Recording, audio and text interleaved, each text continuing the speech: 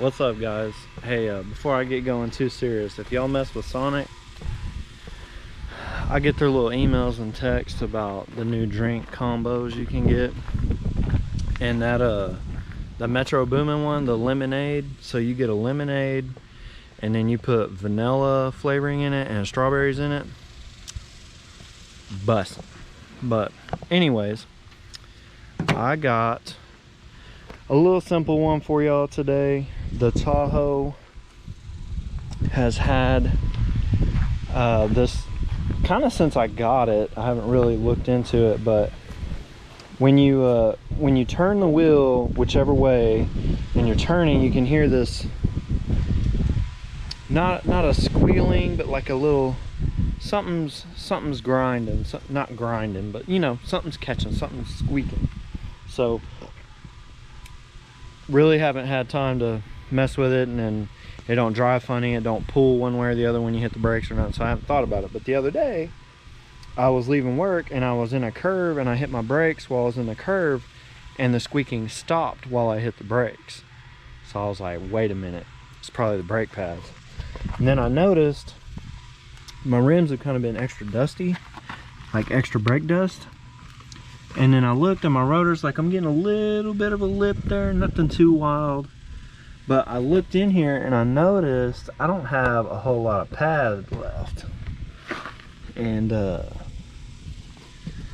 was like, maybe it's so light that it's like kind of the pads kind of flopping around in there a little bit, and maybe like when I turn it's, you know, squealing or whatever.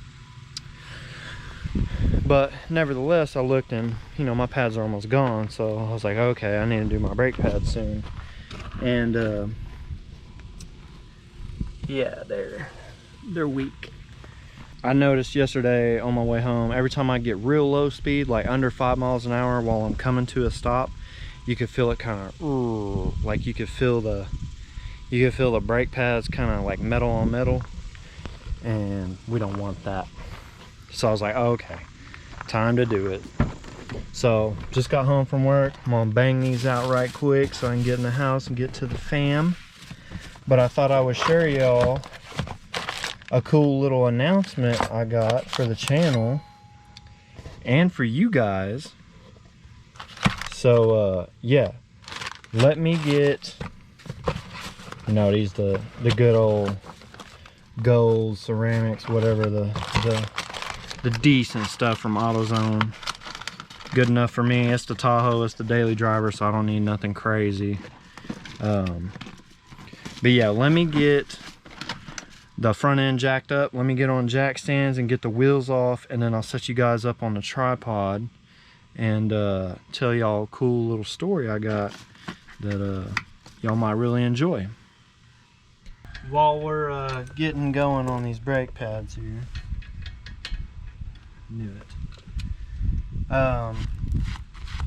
if you haven't messed with it yet, your lug nuts on a 2013 Tahoe should be 22 millimeter. If you don't have that, a 7/8 will do. And if you were curious, a 7/8 is equivalent to a 22¼ millimeter. So yeah, it's a little bit sloppier, but it'll still work. And then on your brake caliper, you only need to pull 2 bolts out, and they're going to be a 19 millimeter. You just got 2, one here, and that'll let this whole the actual part of the caliper, I guess I should have left that bolt in, huh?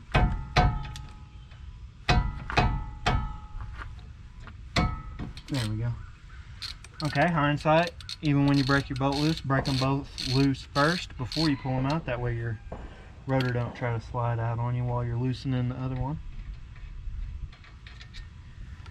But we've got them pulled out. So now, theoretically, without burning my hands, I just drove home, we should be able to, yep, slide it away. And we'll just set that up here for now. In a second, I'll go get my C-clamp. My preferred method of pushing these back in is to get one of the old brake pads. And well, here, I'll just show you. And it is still very hot. Gotta pull it out evenly. There we go. My preferred method is doing this right here and then getting your C-clamp, putting your C-clamp right here, or if you can fit it, put your C-clamp in the middle and pinch your pistons back in, so when you put your fresh thick pads on there, this will slide right back on. But as you can see here, we had no pad material left, nothing at all, and looks like we were having some chipping. To compare, there's your old one, and there's a fresh one. So you can see the difference in material. For sure got my dollar's worth out of that one. It's gone. Alright, so here's your little clips. You always want to change those. Sometimes you can get away with not changing them, but like on these, they have the little spring-loaded tabs. They're not really spring-loaded, but it's to make the pad return back away from the rotor so that you don't get the squealing that I was getting. Well, as you can see the difference, these tabs are like worn thin and they're not bent back anymore. They're completely bowed in. So I'm gonna go ahead and change them. Pretty simple. I picked mine off with my hands. You can use a flathead screwdriver if they're kind of jammed up, but just kind of snap them on. Not too hard. Got to put a little pressure on them. Sometimes you can tap them. There we go. Minimal tools, right? We don't need to get the whole toolbox out for every little job. Yeah, that's what your new clips are going to look like. Main thing you want to pay attention to is make sure that this flat face where the pad sits is flush and not like kind of popped out like this. You know what I'm saying? You want to make sure you're in there good and secure, and you just kind of want to, you know, they're not going to be in there rock solid, but a little wiggle like that's not terrible. But there you go. See how that clicked down? It wasn't down all the way, but that's good. That's good enough. And then my little trick is, if you're doing one side at a time, match up what you took off. So I've got my inside had the feeler.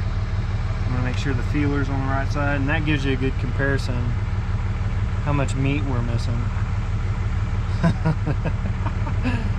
Woo, them bitches were gone, boy. Gone all the way. Alright, we're in there. And you can already see,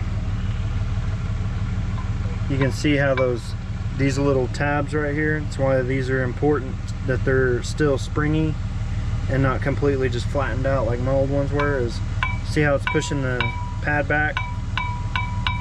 So that's important, because if those are worn out, the pad's just kind of sitting on the rotor at all times, and that's when you get that squealing.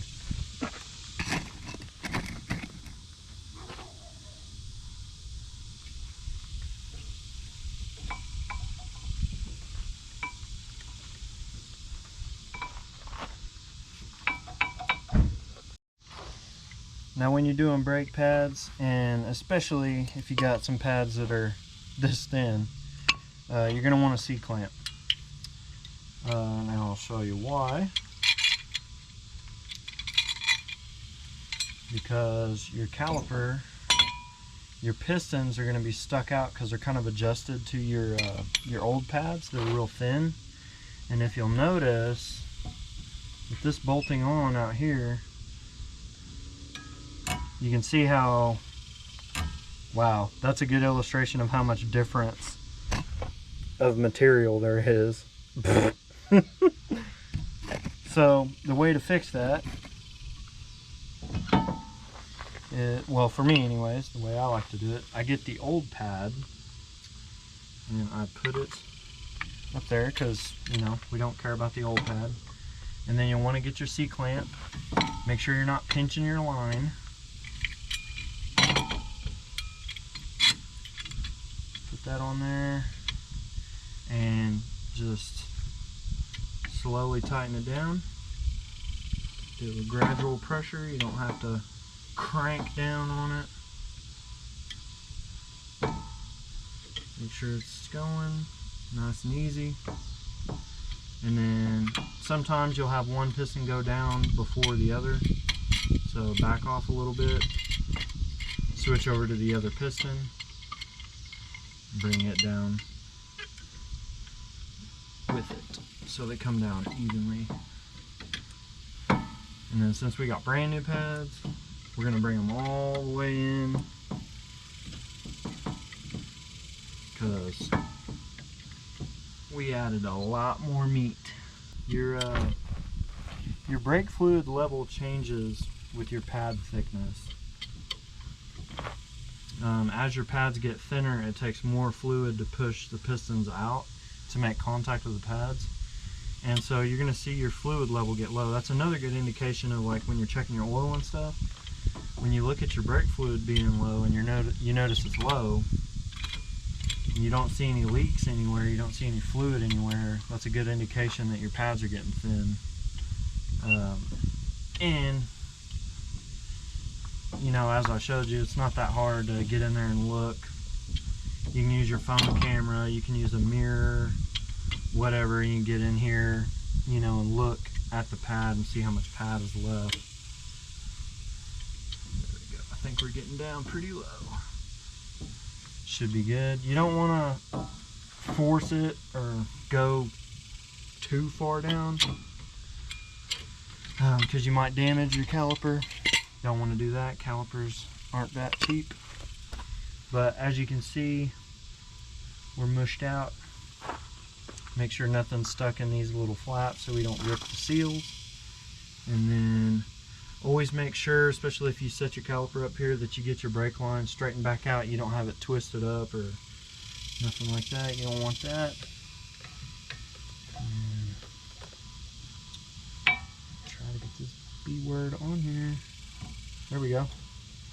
Alright, and we're on. I'm gonna get my bolts.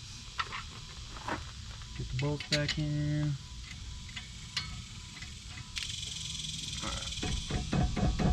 I'll give it a couple bumps. You don't need to get it too tight. Just good enough to not fall off on you while you're going down the highway. That'd be not good. Yep, we're good. Alright. So, and as you can see when I push the pad in, it comes back out at me. That's what you want, so you don't get that squealing. There you go. That's one side done. I'm not going to show you all the other corners because it's about the same deal. 2 bolts, take the main part of the caliper off, pads out, take your little clips out, fresh ones in, new pads, put the rotor back on, 2 bolts, done. Too easy. Too easy. Alright, so wrap that up. I ended up skipping out on the rears. They're still pretty healthy. Went ahead and did both the fronts. Got them all wrapped up. Nice new thick boys on there. And yeah, so the big surprise I was going to tell y'all is I've been working on sponsors, right? So since the beginning, since 2020, we've been working on sponsors, trying to get a sponsor. Our first one, and I will never forget him, is Todd Stark at Stark Fabworks down in Texas. That is our #1 sponsor. He's the first one. He, of course, is the one who makes the awesome OBS to 2014 to 2018 Chevy seat brackets. He makes a few other things, and he can fabricate just about anything you want. He's in development of a couple other parts. He's testing them out, and I'm hoping to get some of them on the truck soon to show you guys. He's working on his own control arm, tubular control arm set. He's working on a bunch of other stuff. So gotta thank him. But our second official sponsor has finally landed, and that is Oxido. Oxido LEDs. Bill over there emailed me and we got in contact, and we did some talking and figured out a good little deal. They sent me some product to review, and you know, in return for them sending it to me, I'm going to do a nice review video on them.